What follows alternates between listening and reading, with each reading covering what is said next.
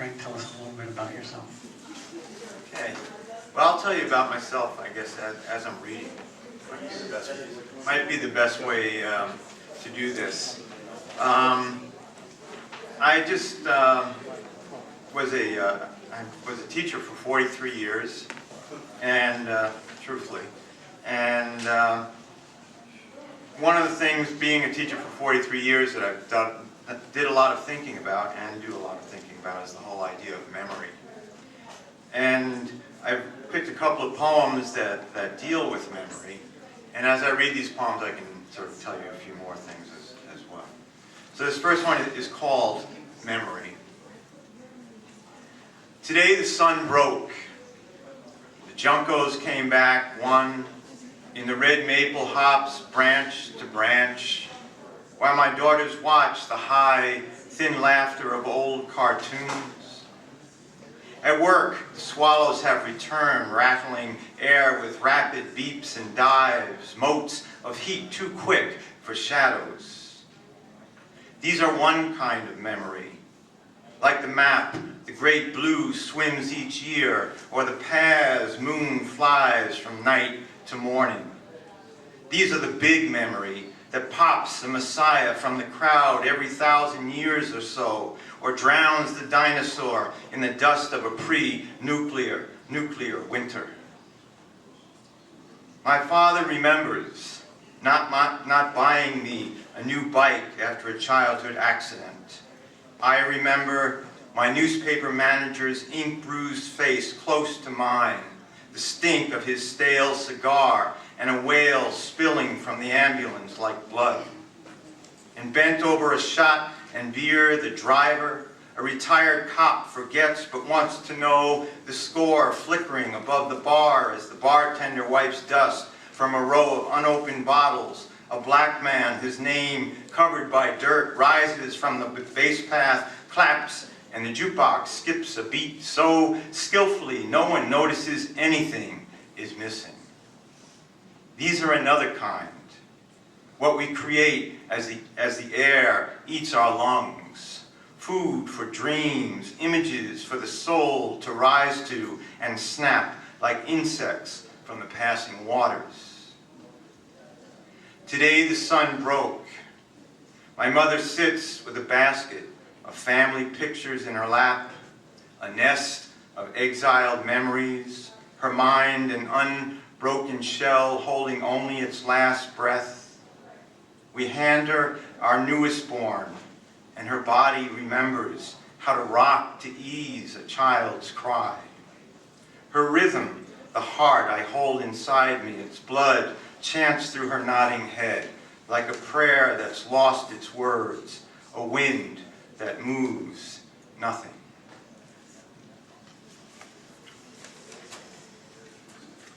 This second poem, when my oldest daughter, our oldest daughter was married, there were a lot of misgivings about it. She was 21, her husband was about to be 20, and everyone was like, is this the right thing? And this was a poem I wrote for them. It's called Wedding. Today there are family, friends, a stranger on tiptoes gazing over the crowd's shoulders, fingering the memory stone in his pocket. There are promises, a kiss, a river bearing day's end. It is a story you can tell, everything that makes a dream. Today, the full moon begins to disappear. Open your hands. No memory stone to weigh the moment against, only changing light.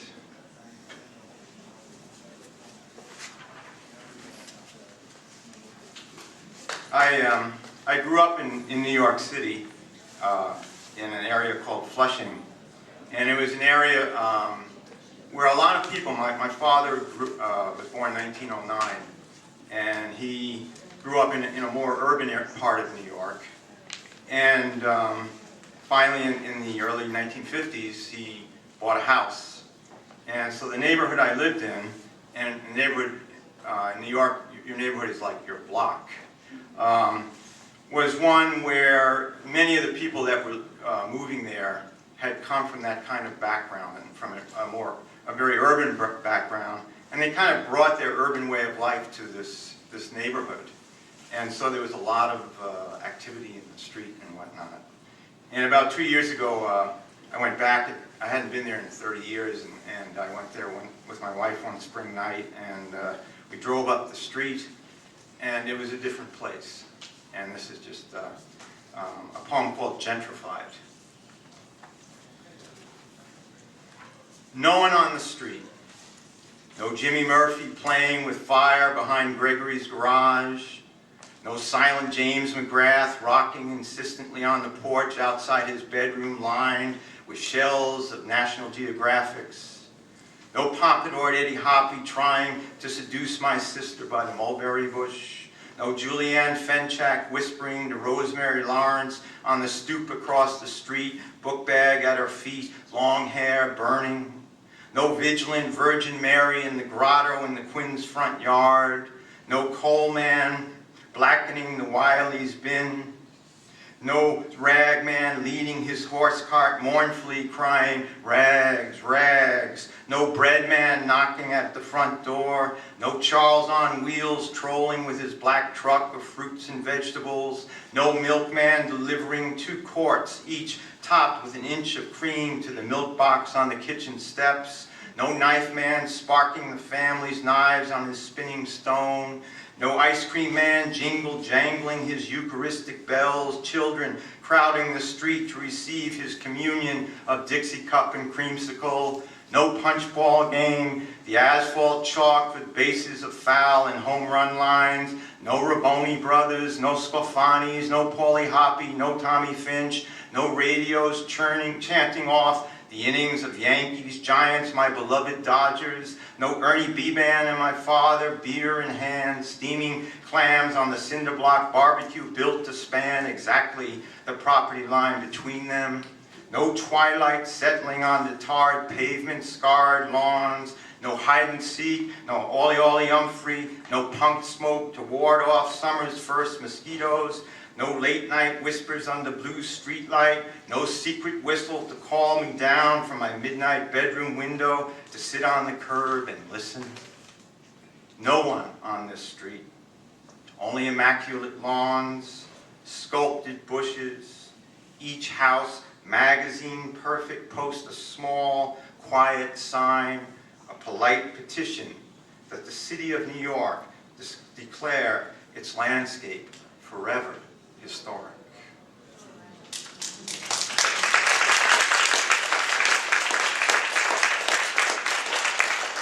And do I have time for one more? Okay.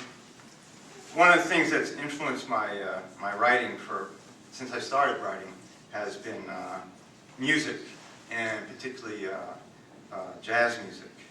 And this is a poem, actually takes place in Eugene, and it's called Walking with Monk. Monk being Thelonious Monk. And it's an iPod poem.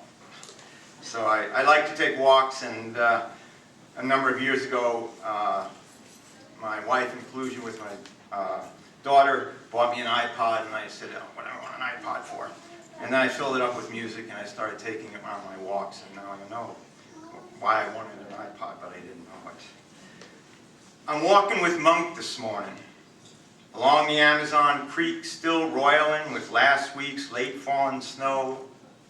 Monk's mood in my ear. I stroll past the woman in the blue raincoat, her arms pumping fast as her black rubber boots can go. Past the gnomish drywall guy with his Red Sox cap and stubborn pup. I sidestep the muck by the leaky hydrant, nod to the identical couple with their identical gray-haired dog, say hi, hi, hi to the trio of women bemoaning the sad fate of a feckless husband.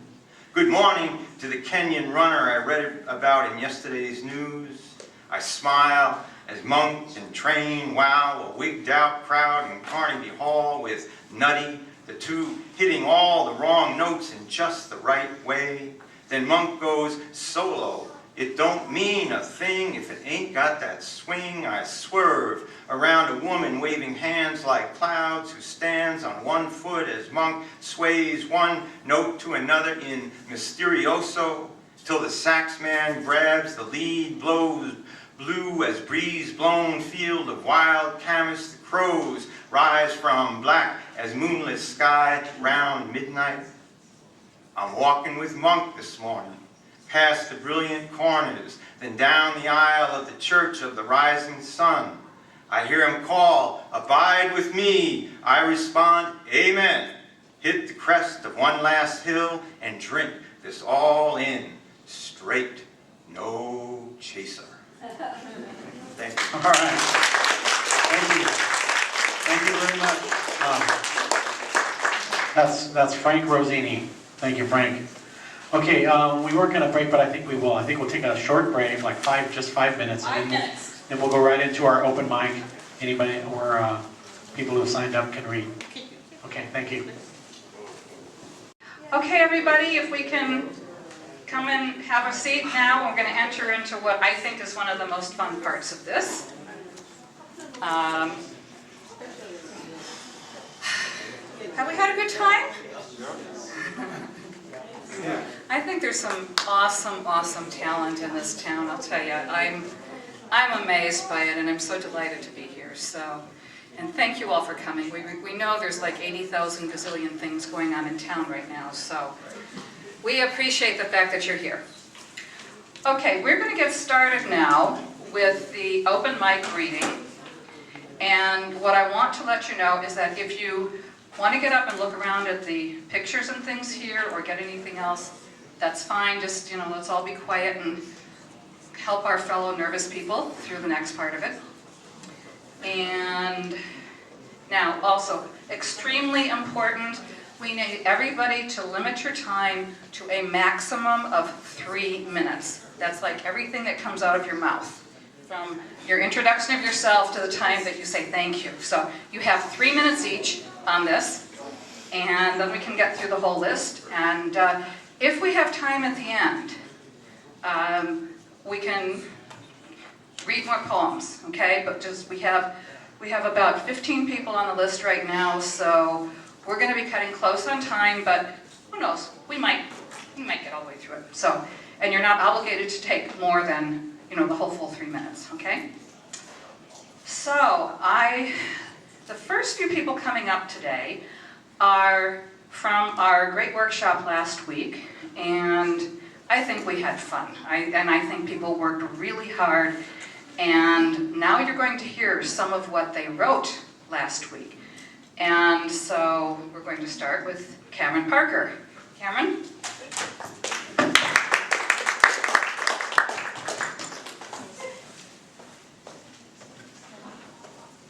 Hello, my name is Cameron Parker, and like she said, it was at a workshop last week, and one of the exercises that we did was to go through an art book and choose a picture of our liking, and then be inspired by it and write a poem. So this is a picture of the sculpture by Rodin called The Kiss, and I can pass this around so that everybody can take a look if they choose. And this is just the short poem that I wrote about it. The Kiss. Bronze cast cold of warm embrace, her soft curves grace his heart. And when I feel, my blood may race, a heart-born, living bard.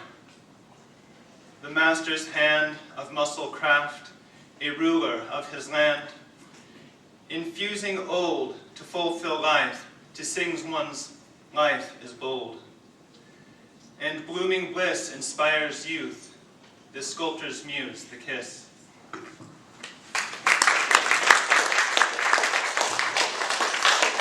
Now, do you have another one? I do if there's time for it. Okay. So just really quick, I'm starting a little journal and press called the Watercourse Journal and the Watercourse Press. And this is my first book. It's called Cameron's Off-White Underwear. I have, I think, 2 copies left in the back. Anyway, I will choose probably a shorter one out of this one. And Is anybody here offended by toilet humor? No? Okay, raise your hand now, otherwise I'm going to go into it. All right, this is called Butterball, and it's inspired by a poem by Lewis Carroll. Butterball. 'Twas stinky, and the anguished nose did grumble and gurgle a stout rage. All snifty were the borbaflows, and my mom's gas outrage. Behold the butterball now done, the cramps that came, the poo that flew. Beware the chew-chug poo, run from the fragrant bobo flatch. He took the plunger lord in hand, long time the mank his clog was blocked, so grunted he just to take a pee, and trickled on his lot. And with a doopish bloop he could, the butterball, 2 rounded cheeks, came whiffing up the stooly wood, and gurgled nasty reeks. Come gum poo, the doo did goo. The lord plunger went clink-a-clank. The pipes he led the turtle head, the plunger lord went back. Unclogged the bowl of butterball, come to me now in clean bum joy. Oh, splatterous way, palunk, palay. But the plunger lad was coy. 'Twas stinky, and the anguished nose did grumble and gurgle a stout rage. All snifty were the borbaflows, and my mom's gas outrage. I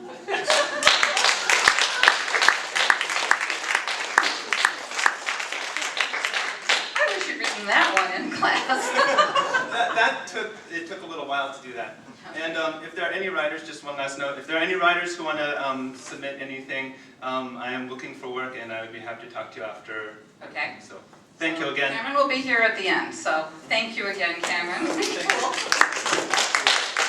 Susan White?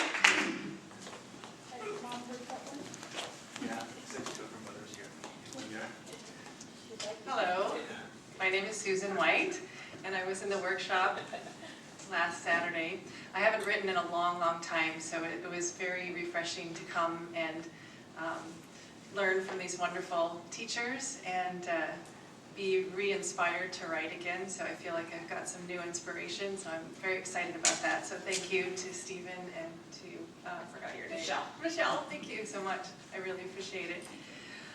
This poem is called Eve, and it's inspired by a photo. It's the same exercise that was just spoken about, where we took a book of art and we, so the photograph was of Eve and Adam, and Eve was, they were both nude, and Eve was lying and reaching up with the apple and giving it to Adam, offering the apple to Adam.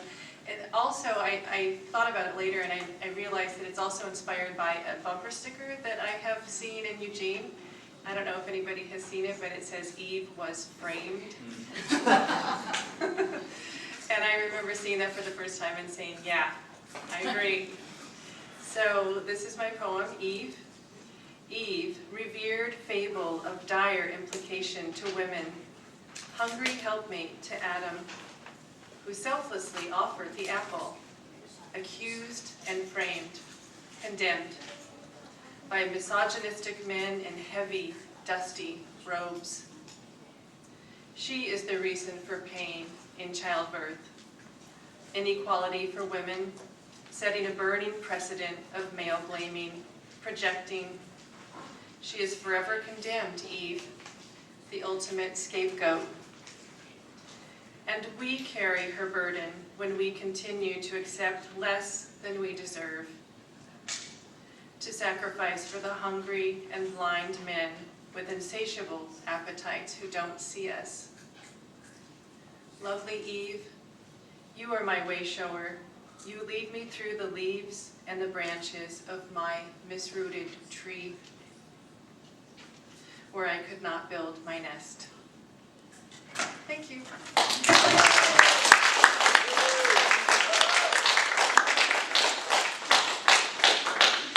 Then I have one more. Thank you. Oops. Oh, this. Do I have time or no? Yeah, okay. This is really quick. Did one from the workshop. They should be one. Okay, cool. Okay. I like that. All right. This other one is from the workshop too, and it was a free association exercise where we started with one word, and then that word led us to the next word, led us to the next word, and The chain poem. the what? The chain poem. Yes. So this is a little bit lighter. This is how I'm feeling lately because I'm having a lot of big things happening in my life. So the first word was party, and then we had to chain down from that. So I'm ready for a party with music for my soul, with laughter to reach my toes, abandoning my clenched hold on worry to an oasis of enchantment. My friends will anchor me, yet free me to live with vibrant flavor and juicy, robust delight. Great. Thanks.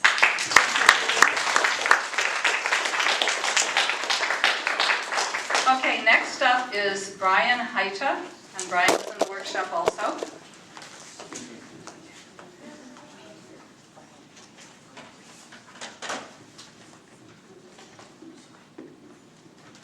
So my poetry is inspirational poetry, motivational. This one's from the workshop. It's the punchlines from the tabloids or headlines. Oh, okay. So Okay. we were given two of them, me and Rachel. Veggie eating mother has green baby, and Elvis found on Mars. So basically put them together. Veggie eating mother has green baby. Green babies can appear. Better observe this planet. Planet's being invaded. Stop eating meat. Grow your own fruits and vegetables.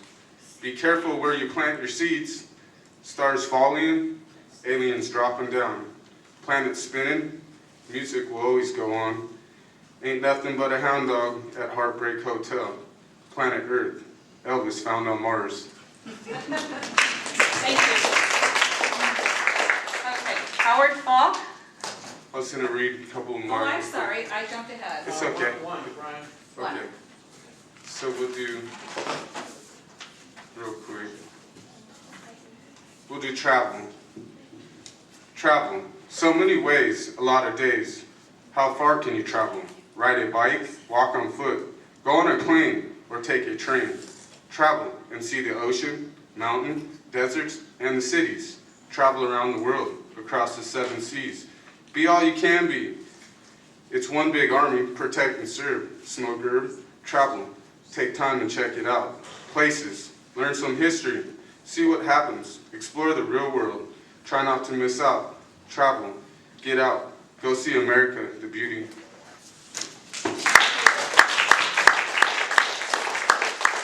Okay, now Howard.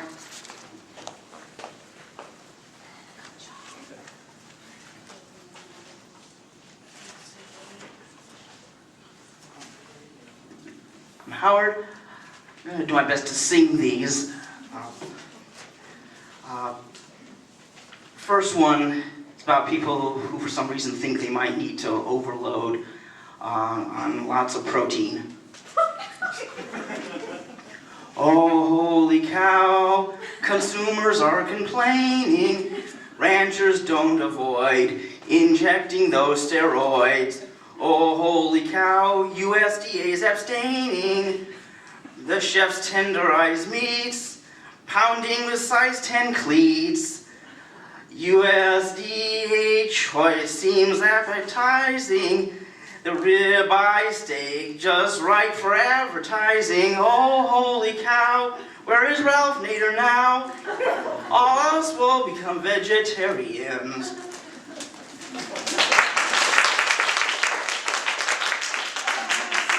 Second one implies my implied contempt for highly overpaid attorneys. Travel in your limousines, most ostentatious we have seen, most outrageous waste of green rock and hard place we're stuck between. Lawyers, they charge hefty fees, they seem to charge what they please. Lawyers get by very well, lawyers go to hell. The lawyer shows the bill and the client's taken aback. The client wants his money back. The lawyer itemizes. The client has an attack. The lawyer should cut him some slack. The lawyer takes the case upon a contingency basis. The client trusts what he places in him. The jury did not hear both sides. The judge impulsively decides to find that client guilty on a whim, and his lawyer won't plea bargain it for him. So travel in those limousines most ostentatious we have seen, most outrageous waste of green rock and hard place we're stuck between. Lawyers, they charge hefty fees, they seem to charge what they please. Lawyers get by very well, lawyers go to hell.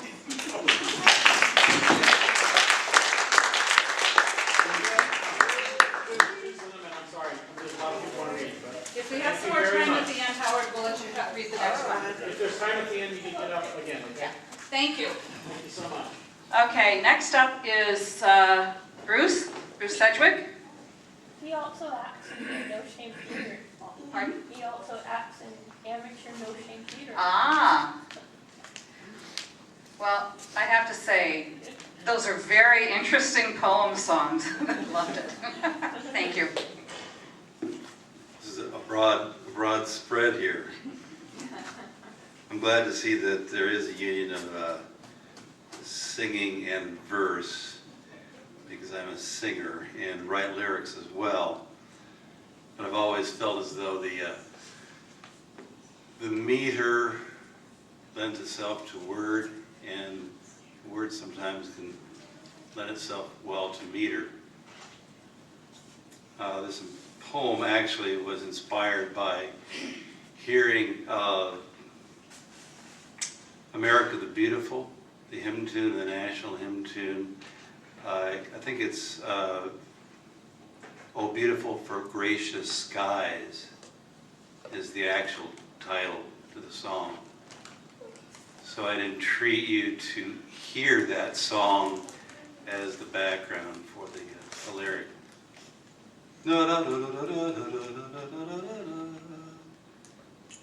That line.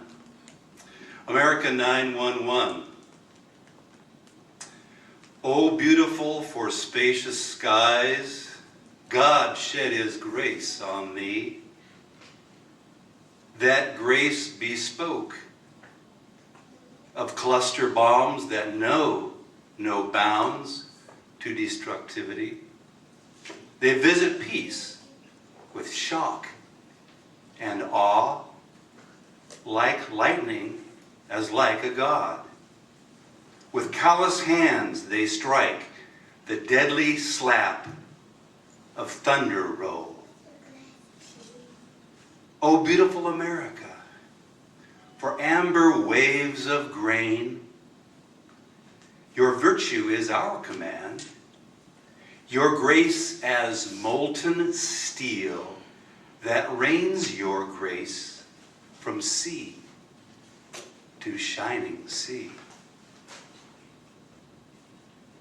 Part 2. America, I saw you on that horizon. One night when the sun went down, and you with it. My heart turned inside out, my breath was lost to me.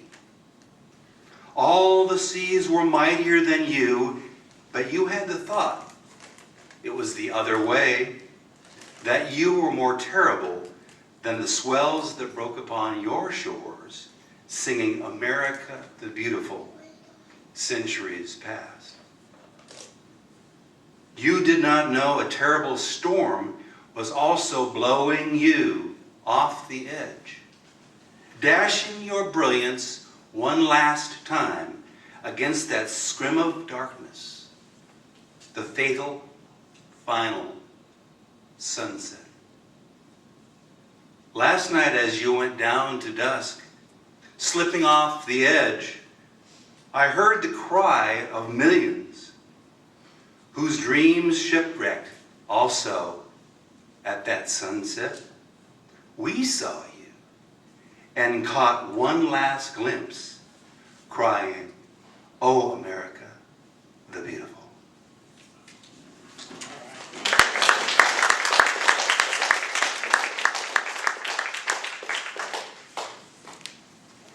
And now Charlene Marion.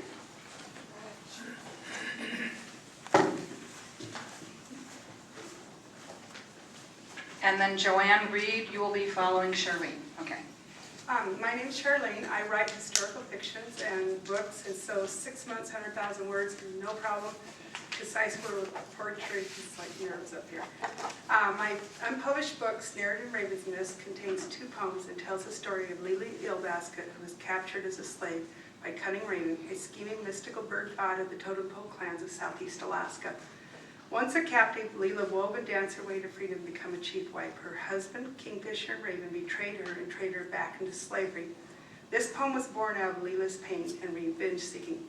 Because this poem is in a book, I've included a little bit of the lyrical backstory for setting. The woman sat in a chair made of the same material Leela had seen the light-skinned man carrying the clearing and used to attack the giant trees of her brand. As the woman drank, dark, evil smoke twisted down her throat, breaking the spirit of the Tlinkits, breaking the clans apart, breaking the land. Gone were the carvings, gone were the animal guide spirits and the weavings. Lost, trapped inside the woman, drowned by the new spirit carried by the light-skinned man. Leela's heart ached. She wanted so much to reach out and touch her great-granddaughter, to wrap her in her arms. Instead, her hand moved over a strip of bark, a scroll of cedar. From out of her broken heart, blood flowed, scratching pictures upon the cedar. Clink-up pictographs written in blood for her descendants. Not ravens, not wolves, not eagles, but her children. She carved the pictures in her blood, for she knew she had no inheritance to give. Only her story and her slavehood legacy. Her story, which she knew had little value among the Tlinkits, for she had been their slave. Her words dripped in blood upon the parchment and traveled forth in time, curling like black smoke through the cracked gray cedar walls of the dilapidated house, reaching out to her daughter, her descendants. As she wrote, she began to sing the song written in her heart the day she had so lovingly supplanted Kingfishers and her daughter into Wolf's clan. You are my child, not wolves or ravens. Why are you so sad? Did I not lovingly place your grandmother in her clan? I gave her to Wolf, I taught her ravens lessons. How did my revenge, my love, my kiss of tears upon her face so touch you? Turn and seek me, don't let me be a ghost, a whisper from your past. Seek me. My curses, my words were only for Kingfisher, for Raven's betrayal. Don't let them touch you. Don't drown in sorrow of lost legacy. Come, find my story and listen to Storyteller. Let her set you free. Leela's tears splattered upon the parchment as she scratched her name in blood. Leela Eelbasket, for my daughters, may you never know the pain of communion with animals.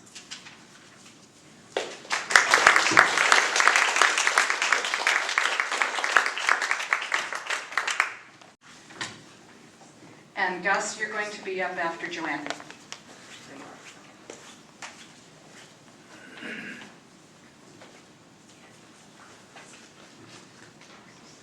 I'm Joann Reid.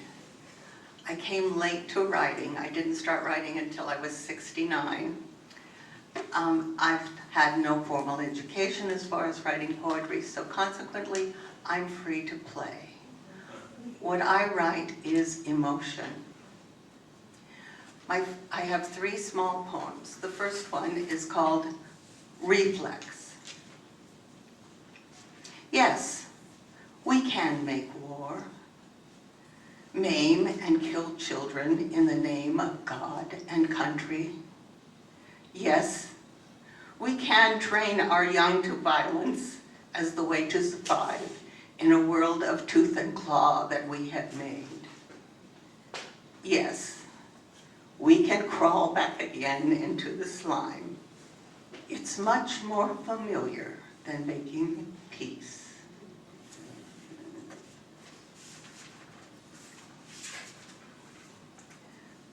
I Googled the form sonnet, and I thought it would be humorous to write a political poem in sonnet form, so this is it.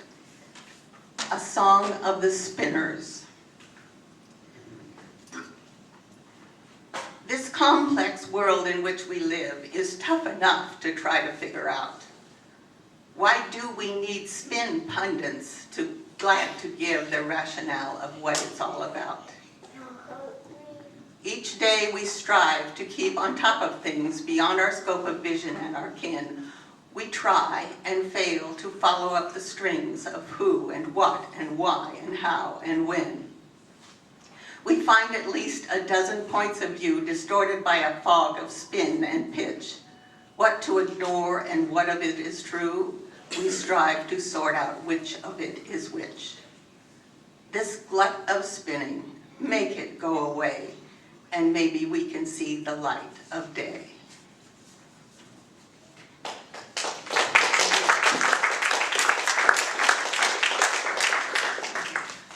Am I limited to 2? No, one more. Okay.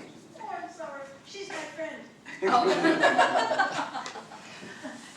Some when my soul reached out and flung a silver cord into the void and found the mystery of thee. And though we were forever bound, I've never been so free. How sweet to know that I will come and go from flesh and mind, and yet will always find the other part that mirror matches to my heart. Thank you. Thank you. Thank you, Joann. Now, Gus?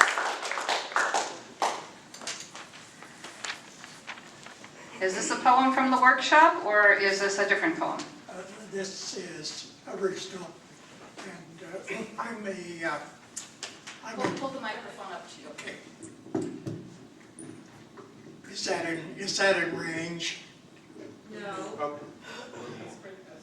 Hello there. Okay. I'm one of those who have benefited by Groundwaters magazine, and I'm most grateful for their encouragement. The first one is called Marriage Encounter. Cocktail party with many friends, idle chatter, and he begins. 1997 was the year. I think it was later, dear. Our eldest was 4, at least a year more. As I started to say, dear, don't delay. We had planned going to Peru. Sweetums, that was you. Why don't you tell them then? He forgets now, I worry. No, go ahead and finish it yourself. But dear, it's your story.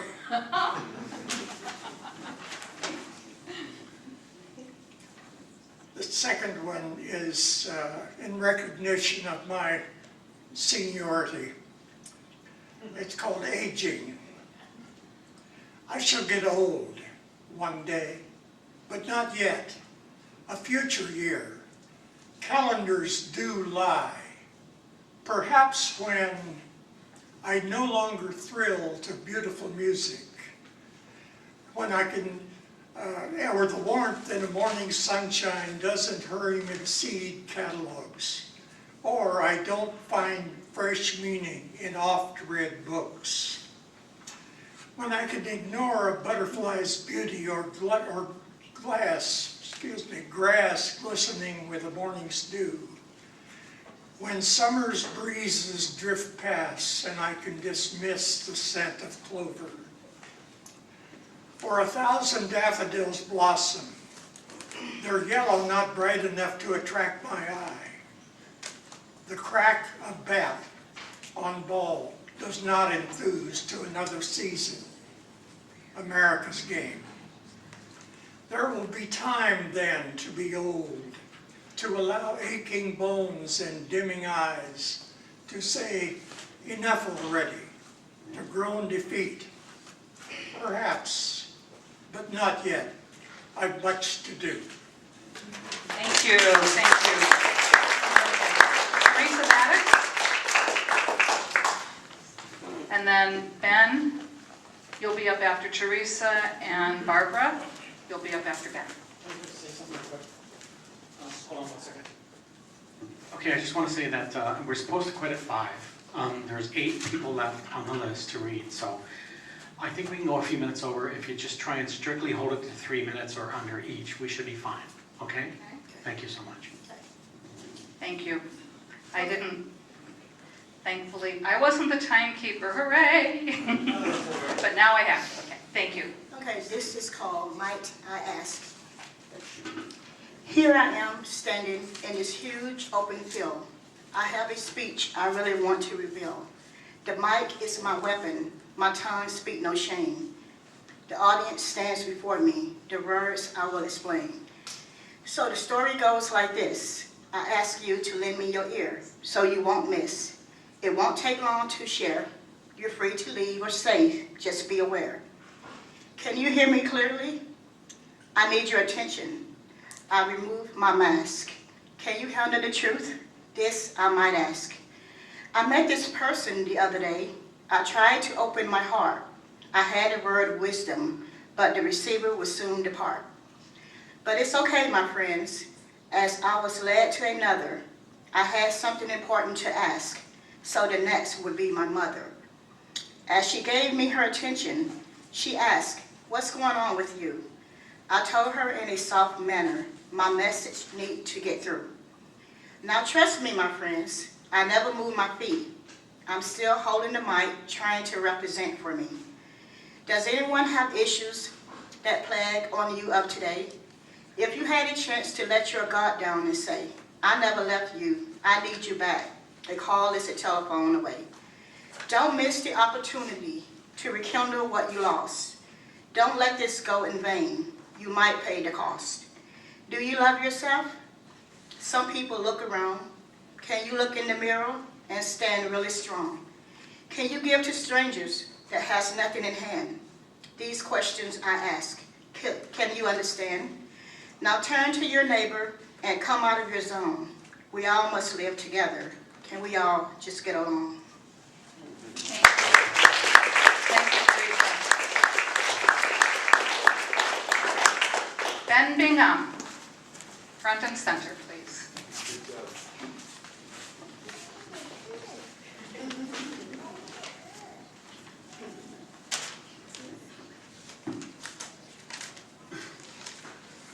This is called I Am Made in the Image of You.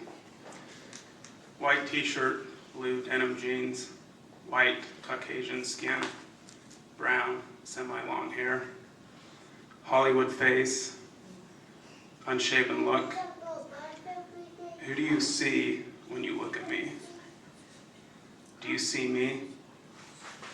Who am I? Do you know you? Looking at me, you create an image. Are you aware of this?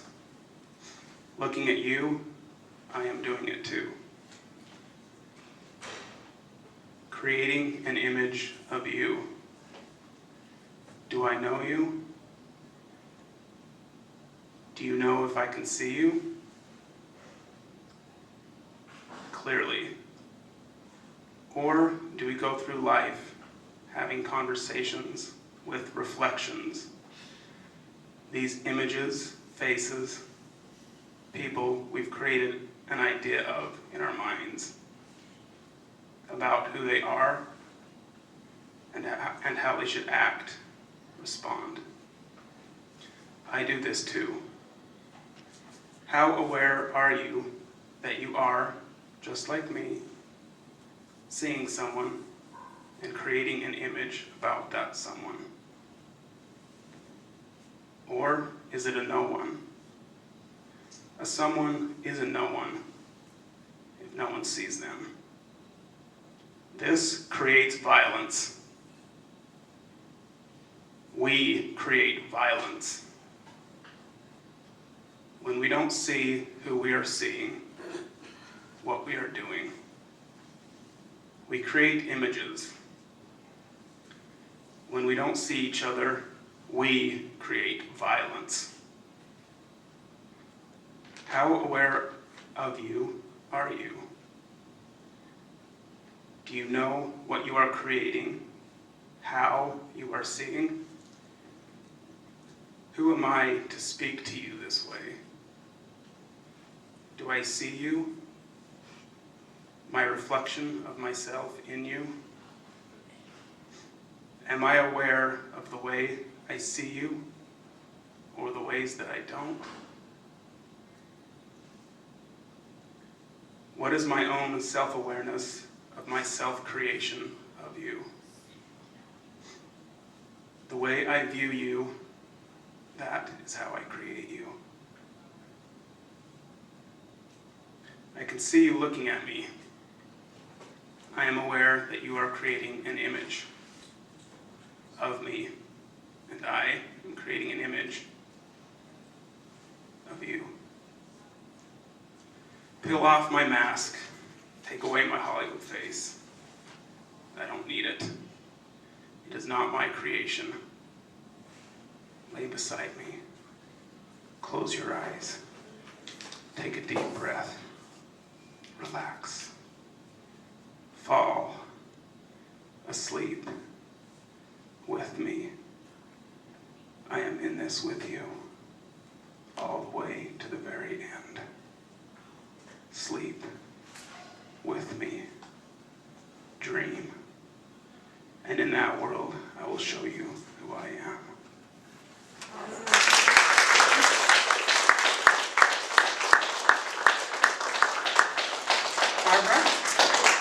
Barbara, you. This is Barbara Best, and following Barbara is Alessandra. Am I pronouncing this right? Raise your hand, please, if you're here. I'm short. Okay. And then Nicole, you follow that. Can everybody hear me? Yes. Let me see. I'm so blind I can't see what I'm doing. You know something? Oh, well, my name is Barbara Best, and the name of what I wrote is, you know something. It goes like this. My spirit is oppressed. I cannot liberate it. I have tried to escape, but I am much too weak. Chains and anchor hold me down. They are too strong for me. I cannot budge a step. So I continue prisoner in the depths of my despair. I feel such desperation, I'm just about dead. And to think that all of this could have been oh so different if only I hadn't fallen into the evil web. But you know something? I was a dried apple tree that was plucked out from the ground by the harsh and merciless wind, tossed about to here and there until I landed by the seashore on a sunny, scorching day. I was so totally parched. When I saw such great abundance of seawater, I thought with a vain heart, I shall be reborn again. And I let the lovely white and foamy waves penetrate my dried up roots until my thirst was quenched and satisfied. I let the waves caress me and carry me with them, for they promised me that they would make me flourish once again. And you know something? I was reborn again. I felt the beat of my dead heart again. I felt getting stronger day by day. Within my being, I felt the need to live and feel the rays of the hot sun caress my leafy branches once again. But when I tried to move, I found to my distress that the roots that made me flourish did not belong to me. The owner was the sea. When he discovered that I wanted to escape, he left with such sarcasm to hear my cry for help. He wrapped his sandy chains and anchor all around me. His sinister laugh, mocking me, telling me, "You're mine, you are here to stay." So I remained a prisoner in the depths of my despair.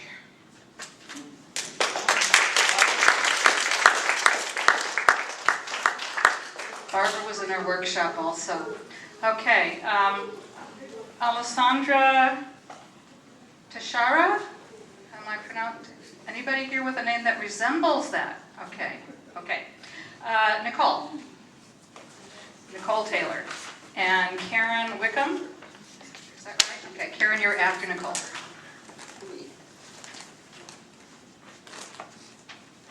Hi, I was trying to remember these today. I was trying to remember how I first wrote these.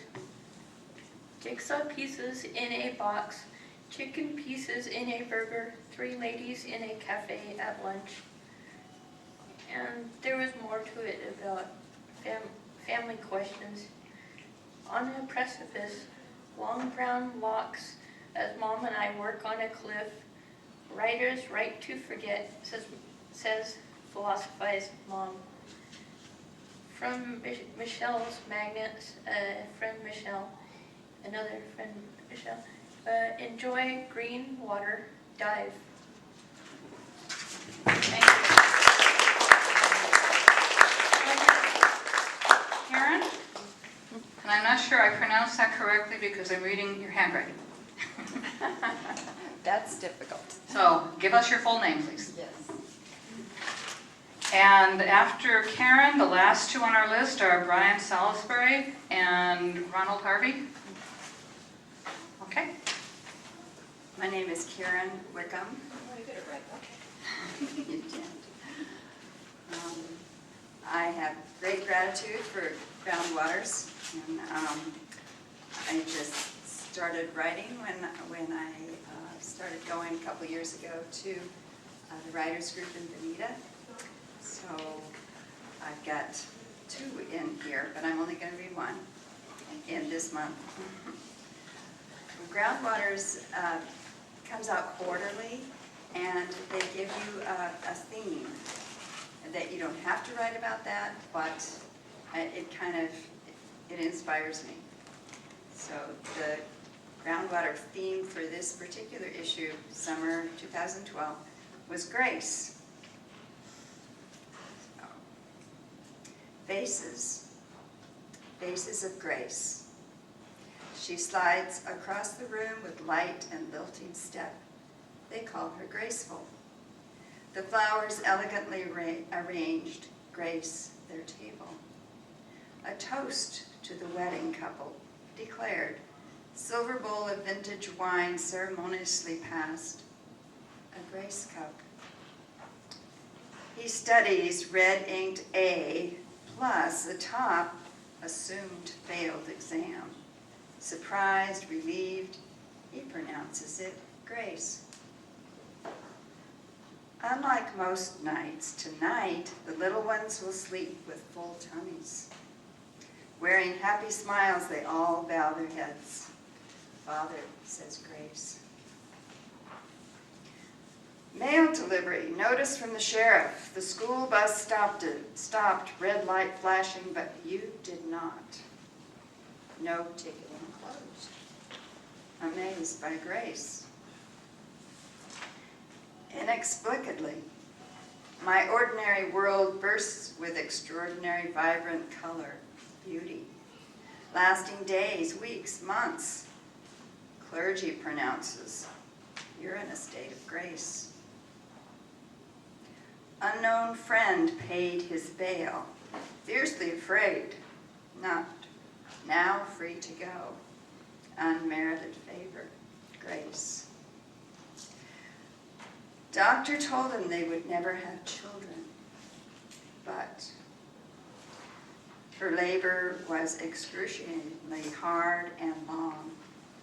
Wee hours could effort no more, she let go. Perfect baby girl slipped silently into their world. They named her Grace. To please himself, composer adds ornamentation simply for flair and fancy. Grace notes. Debt came due, payments demanded, no way to pay, wiped out. Miracle, time extended, grace period saved his life. Week after week, therapist opens her heart, deeply listens and affirms. As hurt is shared, pain quietly sneaks away. Grace unfolding. Her world transforms in an instant. Little self pretending to be somebody dissolves. She falls awake into grace, laughing. Thank you. Thanks, Sharon. Okay, Brian Salisbury. Any relation? Yeah. And then Ronald Harvey. Ronald here? No Ronald Harvey? Okay. Then it looks like, Brian, you are concluding our program today. Okay. Okay. In 3 minutes. I'll try. Two political poems. One's newer and a little bit rougher, and the other one's a rap I wrote some years ago. War Machine. Pride and glory rush right in everywhere the war machine has been. If God exists, she's on every side, shouting no when so many died. It's ritual prayer thinking itself that's wrong. Theirs is different and you think you're strong. Shutting off empathy so you don't care. What if it was you living over there? Corporate citizenship is a lie. Court clerk typed when the real judge died. Paper robots the rich make don't get them more votes. They just buy politicians to sink freedom's boat. Back the bloat, they've got Diebold to hack the vote. When would cannon fodder ever vote yes, fool, to start another endless war cesspool?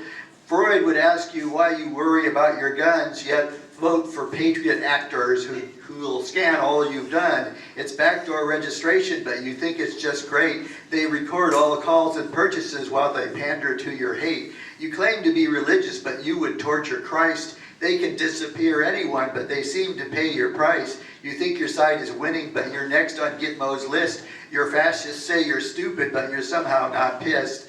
They'll say they'll shrink the government, but they tripled the debt. Off-budget new Snoop branches and bail out big bank bets. And big oil subsidies and tax breaks for the rich to export all our industries and make you their bitch. It's really just the Constitution they'll drown in the bath, while war profiteers have a good laugh. And privatized prison industry gets a piece of the pie. War someplace you never heard of for another big lie. And this one is a rap, so if you can picture Cheney and W. Bush and maybe Rumsfeld doing the rap gestures, it would help. You've got to learn the Republican shuffle. We just love to roll in caviar and truffles. Stuff your shorts with cash and give yourself a wiggle. It helps if you're fat, so you jiggle and you jiggle. Wear a three-piece suit with a chain around the middle. Let the others work while you waddle by and fiddle. We just love the draft because it lets you know who's master. We give you the shaft and we get promoted faster. We make all the bombs, so we think that war is thrilling. We sit on our thumbs while the poor do all the killing. Uncle Sam's at Hawk, and you gotta know we love it. Our banks own the stock, so your grandchildren can shove it. You say you're getting gray and you'll starve without your pension. For tanks we're glad to pay, but you're cut too small to mention. We'll kick folks off their farms till we own all food production, but big business has its charms and we'll keep all our deductions. We'll throw you in the streets so you'll come try our soup kitchens, where you'll have to pray to eat, and too bad if you're not Christian. We unite the rich for whom business is religion, with crooks who makes the church our business soaking pigeons.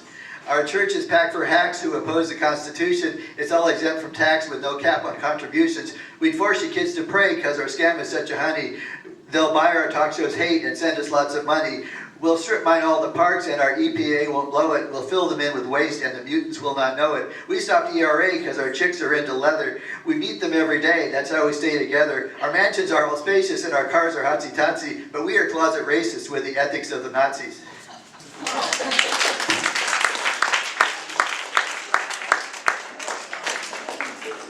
Well, and there you have it, folks. What a way to end it, huh? Well, thank you all so much for coming out to our summer reading series, poetry events, parts 1 and 2. A lot of people from the workshop last week were here today, and thank you for getting up and being brave enough to read your works. And thank you everyone who came today. And thank you very much, Ralph Salisbury, for being here.